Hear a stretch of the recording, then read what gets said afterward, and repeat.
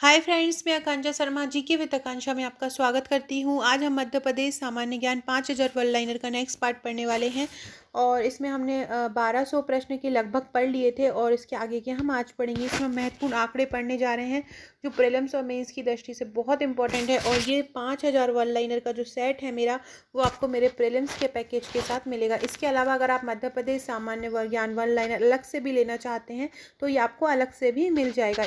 और हमारे नोट्स के साथ, टेस्ट के साथ भी अगर आप इसको लेना चाहते हैं तो ले सकते हैं। प्रीलिम्स के लिए जो टेस्ट सीरीज़ है वो बहुत इम्पॉर्टेंट है। अगर आप एग्ज़ाम दे रहे हैं तो बहुत इस तरह से बनाया गया है उसको कि उसके बाहर एग्ज़ाम में कोई क्वेश्चन ना आए। करंट अफेयर्स हो, आयोग हो, चाहे मध्य प्रदेश हो, चाहे ट्रेडिशनल सब्जेक्ट हो, सबको बहुत अच्छी तरह सभी यूनिट वाइज कवर किया गया है। तो आप हमारे टेस्ट की सॉफ्ट और हार्ड कॉपी ले सकते हैं। चलिए आगे उसके बारे में आगे चर्चा करेंगे। अभी हम इस क्वेश्चंस को देखते हैं। पहला क्वेश्चन है, मध्य प्रदेश में सर्वाधिक चना कहाँ होता है? तो विदिशा में होता है। सर्वाधिक सोयाबीन कहाँ होता है? मध्य प्रदेश में होता है। देश का कितना प्रतिशत सोयाबीन का उत्पादन मध्य प्रदेश में होता है?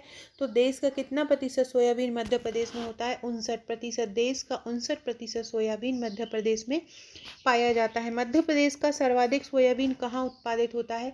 मध्य प्रदेश का सर्वाधिक सोयाबीन उज्जैन में उत्पादित होता है। कहाँ होता है? उज्जैन में होता है। नेक्स्ट है, राष्ट्रीय सोयाबीन अनुसंधान केंद्र कहाँ है? राष्ट्रीय सोयाबीन अनुसंधान केंद्र इंदौर में है।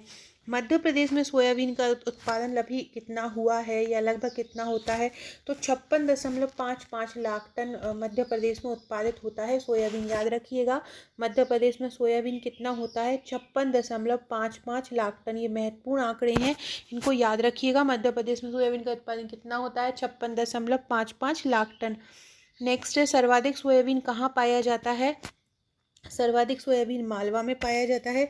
मध्य प्रदेश में प्रति हेक्टेयर उत्पादन कितना? अभी हमने पढ़ा था क्या कि 56.55 उत्पादन टोटल है, और आपसे पूछा जाए हर हेक्टेयर पर प्रति हेक्टेयर उत्पादन कितना है, तो प्रति हेक्टेयर उत्पादन है सोयाबीन का 1109 किलो। तो ये दोनों ही डाटा सोयाबीन से संबंधित याद रखिएगा कि मध्य प्रदेश में सोयाबीन का टोटल उत्पादन कितना होता है? 56.55 लाख हेक्टेयर। और प्रति हेक्टेयर उत्पादन कितना है? 1109 किलो। मतलब हर हेक्टेयर पे 1109 किलो सोयाबीन उत्पादित होता है। अरहर उत्पादन में मध्य प्रदेश का कौन सा स्थान? अरहर मतलब होता है दाल तुअर की, उसमें मध्य प्रदेश का प्रथम स्थान है। अरहर का सर्वाधिक उत्पादन मध्य प्रदेश में कितना होता है? तो अरहर का उत्पादन सर्वाधिक मध्य प्रदेश में नरसिंहपुर में होता है। अलसी उत्पादन का देश में कौन सा स्थान है? अलसी उत्पादन में देश में मध्य प्रदेश का स्थान प्रथम है। और देश का कितना प्रतिशत अलसी मध्य प्रदेश में होता है, ये याद रखिएगा पॉइंट। देश का 38% अलसी मध्य प्रदेश में होता है।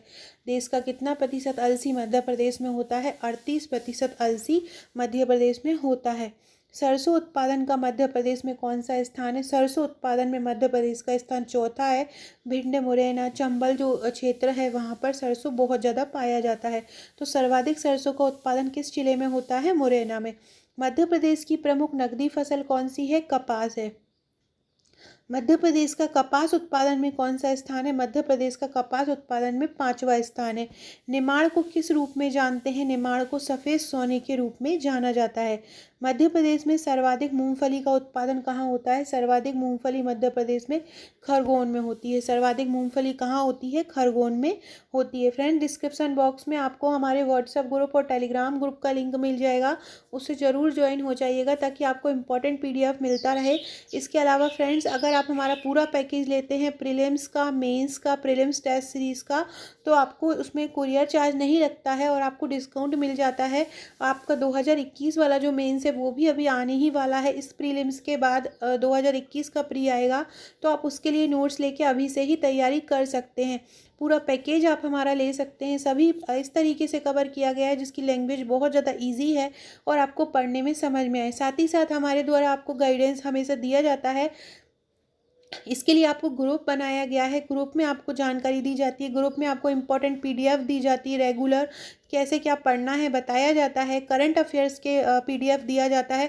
तो ये सभी जानकारी आपको ग्रुप में दी जाती है। इसके मेंस के आपके साथ आपको लगभग 23 पेड ग्रुप मिलेंगे। एक प्रीलिम्स का पेड ग्रुप अलग मिलेगा अगर आप प्री के नोट्स लेते हैं, और एक टेस्ट का अलग मिलेगा जहाँ पे इम्पोर्टेंट चीज़ें दी जाती रहेंगी, तो आप उससे ज्वाइन हो सकते हैं। गन्ने की फसल के लिए तापमान कितना होना चाहिए? 23 से 30 डिग्री सेल्सियस गन्ने के लिए तापमान होना चाहिए। गन्ने के लिए तापमान कितना होना चाहिए? 23 से 30 डिग्री सेल्सियस गन्ने के लिए तापमान होना चाहिए। मध्य प्रदेश में गन्ने का सर्वाधिक उत्पादन कहाँ होता है? मध्य प्रदेश में गन्ने का सर्वाधिक उत्पादन नरसिंहपुर में होता है। कहाँ होता है? नरसिंहपुर में। मध्य प्रदेश के कितने क्षेत्रफल पर गन्ने की खेती होती है? 1 लाख हेक्टेयर पर। मध्य प्रदेश के कितने क्षेत्रफल पर गन्ने की खेती होती है? 1 लाख हेक्टेयर पर गन्ने की खेती होती है। मध्य प्रदेश में अफीम उत्पादक जिले कौन से हैं? मंदसौर और नीमच। मध्य प्रदेश में अफीम उत्पादक जिले कौन से हैं? मंदसौर और नीमच अफीम उत्पादक जिले हैं। मध्य प्रदेश में गांजा कहाँ मिलता है? खंडवा और बुरहानपुर में गांजा मिलता है। बाजरा उत्पादन में मध्य प्रदेश का कौन सा स्थान है? बाजरा उत्पादन में मध्य प्रदेश का स्थान 7वां है। याद रखिएगा, बाजरा उत्पादन में कौन सा है? 7वां। जौ उत्पादन में मध्य प्रदेश का कौन सा स्थान है? जौ उत्पादन में मध्य प्रदेश का स्थान 5वां है। मध्य प्रदेश में फसलों को क्षेत्रीय विभाजन के आधार पर कितने भागों में बांटा है? 8 भागों में। मध्य प्रदेश में प्याज सर्वाधिक कहाँ होता है? खंडवा में। आलू कहाँ होता है? आलू इंदौर में पाया जाता है। नेक्स्ट है, मध्य प्रदेश में अलसी सर्वाधिक कहाँ होता है? रीवा, सीधी, छतरपुर में। गेहूं सर्वाधिक कहाँ होता है? होशंगाबाद और विदिशा में। चावल सर्वाधिक कहाँ होता है? पूर्वी क्षेत्र में होता है, बालाघाट और मंडला में।